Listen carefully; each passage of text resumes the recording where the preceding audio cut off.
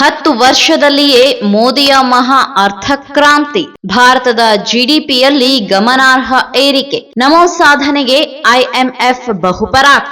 ಸದ್ಯ ನಮ್ಮ ಆರ್ಥಿಕ ಸ್ಥಿತಿ ಹೇಗಿದೆ ಗೊತ್ತಾ? ಚೀನಾ ಅಮೆರಿಕಗೆ ಭಾರತ ಸೆಡ್ಡು ಹೊಡೆದಿದ್ದು ಹೇಗೆ? ಭಾರತದಲ್ಲಿ ನರೇಂದ್ರ ಮೋದಿ ಪ್ರಧಾನಿಯಾಗಿ ಅಧಿಕಾರಕ್ಕೆ ಬಂದ ನಂತರ ಕಳೆದ 10 ವರ್ಷಗಳಲ್ಲಿ ಆರ್ಥಿಕ ಕ್ರಾಂತಿಯಾಗಿದೆ.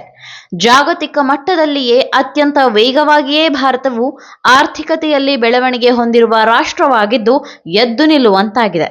ಅಲ್ಲದೆ ಪ್ರಮುಖವಾಗಿ ಭಾರತದ ಜಿಡಿಪಿಯು ಈ 10 ವರ್ಷಗಳಲ್ಲಿ ಡಬಲ್ ಆಗಿರುವುದಕ್ಕೆ ಅಂತಾರಾಷ್ಟ್ರೀಯ ಹಣಕಾಸು ನಿಧಿ ಅಂದರೆ ಐಎಂಎಫ್ ಪ್ರಶಂಸೆ ವ್ಯಕ್ತಪಡಿಸಿದೆ. ಈ ಕುರಿತು ಬಿಡುಗಡೆ ಮಾಡಿದ ವರದಿಯಲ್ಲಿ ಭಾರತ ಆರ್ಥಿಕತೆ ಬೆಳವಣಿಗೆಯ ಸ್ಪಷ್ಟ ಚಿತ್ರಣವಿದೆ. ಭಾರತದ ಜಿಡಿಪಿಯು 105% ಹೆಚ್ಚಾಗಿದೆ. ವಿಶ್ವದ 5ನೇ ಅತಿ ದೊಡ್ಡ ಆರ್ಥಿಕತೆಯಾಗಿರುವ ಭಾರತ ಇನ್ನು 3 ತಿಂಗಳಲ್ಲಿ ಜಪಾನ್ ದೇಶವನ್ನು ಹಿಂದೆ ಹಾಕಲಿದೆ ಎಂಬ ಅಂಶವನ್ನು ಐಎಂಎಫ್ ವರದಿಯು ತಿಳಿಸಿದೆ. 2027ರ ವೇಳೆಗೆ ಭಾರತ 3ನೇ ಅತಿ ದೊಡ್ಡ ಆರ್ಥಿಕ ರಾಷ್ಟ್ರ. ಇನ್ನು ಸದ್ಯ ಭಾರತದ ಜಿಡಿಪಿ 4.3 ಟ್ರಿಲಿಯನ್ ಅಮೆರಿಕನ್ ಡಾಲರ್ ಇದ್ದು ಈ ವರ್ಷದ ಅಂತ್ಯದಲ್ಲಿ ಅದು 4.27 ಲಕ್ಷ ಕೋಟಿ ಡಾಲರ್ ಅಂದರೆ 365 ಲಕ್ಷ ಕೋಟಿ ರೂಪಾಯಿಗಳಷ್ಟು ತಲುಪಲಿದೆ. ಈ ಮೂಲಕ ಅಮೆರಿಕ, ಚೀನಾ, ಜರ್ಮನಿ ಹಾಗೂ ಜಪಾನ್ ನಂತರದ ಸ್ಥಾನದಲ್ಲಿದೆ. ಮುಂಬರುವ ದಿನಗಳಲ್ಲಿ ಭಾರತದ ಜಿಡಿಪಿ ಬೆಳವಣಿಗೆ ಹೆಚ್ಚಳವಾಗಲಿದೆ ಎಂದು ಐಎಂಎಫ್ ವಿಶ್ವಾಸ ಹೊರಹಾಕಿದೆ. ಅಲ್ಲದೆ 2027ರ ವೇಳೆಗೆ ಭಾರತವು ಸದ್ಯ 3ನೇ ಸ್ಥಾನದಲ್ಲಿರುವ ಜರ್ಮನಿಯನ್ನು ಹಿಂದಿಕ್ಕಲಿದೆ. ಅಮೆರಿಕ, ಚೀನಾ, ಜರ್ಮನಿ ಹಾಗೂ ಜಪಾನ್ ದೇಶಗಳ ಜಿಡಿಪಿ ಬೆಳವಣಿಗೆಯಾಗುತ್ತಿದೆ. ಅಂದರೆ ಭಾರತದ ಜಿಡಿಪಿ ಬೆಳವಣಿಗೆ ಈ 4 ರಾಷ್ಟ್ರಗಳಿಗಿಂತ ವೇಗವಾಗಿ ಪ್ರಗತಿಯಾಗುತ್ತಿದೆ ಎಂದು ವರದಿಯಲ್ಲಿ ಉಲ್ಲೇಖಿಸಲಾಗಿದೆ. ಈ ಹಿನ್ನೆಲೆಯಲ್ಲಿ 2027ರ ವೇಳೆಗೆ ಭಾರತ ವಿಶ್ವದ 3ನೇ ಅತಿದೊಡ್ಡ ಆರ್ಥಿಕತೆಯಾಗಿ ಬೆಳೆಯಲಿದೆ ಎಂದು ಐಎಂಎಫ್ ತನ್ನ ನಿರೀಕ್ಷೆ ಹೊರಹಾಕಿದೆ. 105% ಏರಿಕೆಯಾದ ಜಿಡಿಪಿ ದರ. ಅಲ್ಲದೆ ಕೇಂದ್ರದಲ್ಲಿ ಪ್ರಧಾನಿ ನರೇಂದ್ರ ಮೋದಿ ನೇತೃತ್ವದ ಸರ್ಕಾರ ಅಧಿಕಾರಕ್ಕೆ ಏರಿದ ಬಳಿಕ ಭಾರತದ ಜಿಡಿಪಿಯ ಮಟ್ಟವು ಗಣನೀಯವಾಗಿ ಹೆಚ್ಚಳವಾಗಿದ್ದು ಕಳೆದ 10 ವರ್ಷದಲ್ಲಿ ಭಾರತದಲ್ಲಿ 105% ಏರಿಕೆಯಾಗಿದೆ.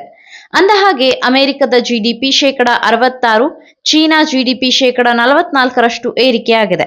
ಇಷ್ಟೇ ಅಲ್ಲದೆ ಜರ್ಮನಿ, ಜಪಾನ್, ಫ್ರಾನ್ಸ್ ಹಾಗೂ ಬ್ರಿಟನ್ ಒಳಗೊಂಡಂತೆ ವಿವಿಧ ರಾಷ್ಟ್ರಗಳ ಜಿಡಿಪಿ ಪ್ರಗತಿ 30%ಕ್ಕಿಂತ ಕಡಿಮೆ ಇದೆ ಎಂಬ ಮಾಹಿತಿಯನ್ನು ವರದಿಯು ಬಿಚ್ಚಿಟ್ಟಿದೆ. 2025ರಲ್ಲಿ ವಿಶ್ವದ ಅತಿ ದೊಡ್ಡ ಬಲಿಷ್ಠ ಆರ್ಥಿಕ ದೇಶಗಳು: America $30.3 trillion, China $19.5 trillion, Germany $4.9 trillion, Japan $4.4 trillion, Bharat $4.3 trillion, Britain $3.7 trillion, France $3.3 trillion, Italy $2.5 trillion, Canada $2.3 trillion, Brazil $2.3 trillion ಗಳಷ್ಟಾಗಿದೆ. ಇನ್ನು ಭಾರತ 1 ಟ್ರಿಲಿಯನ್ ಜಿಡಿಪಿ ತಲುಪಲು ಬರೋಬ್ಬರಿ 60 ವರ್ಷಗಳ ಕಾಲ ಸಮಯ ಬೇಕಾಗಿ ಬಂತು. ಅಲ್ಲದೆ ಕಳೆದ 2007ರಲ್ಲಿ Bharat 1 trillion American dollar GDP ತಲುಪಿತ್ತು. ಇನ್ನು ಆರಂಭಿಕ 60 ವರ್ಷಗಳ ಕಾಲ ಭಾರತವು ಹಲವು ಸವಾಲು ಎದುರಿಸಿತ್ತು. ಸ್ವಾತಂತ್ರ್ಯ, ಬಡತನ, ಸಾಂಕ್ರಾಮಿಕ ರೋಗ, ಮೂಲಭೂತ ಸೌಲಭ್ಯ ಕೊರತೆ ಸೇರಿದಂತೆ ಹಲವು ಸಂಕಷ್ಟಗಳ ನಡುವೆ ದೇಶದ ಜಿಡಿಪಿಯು ಆಮೆಗತಿಯಲ್ಲಿತ್ತು. ಬಳಿಕ 2007ರಿಂದ 2014ರ ವೇಳೆಗೆ ಭಾರತ 2 ಟ್ರಿಲಿಯನ್ ಅಮೆರಿಕನ್ ಡಾಲರ್ ಆರ್ಥಿಕತೆಗೆ ತಲುಪಿತ್ತು.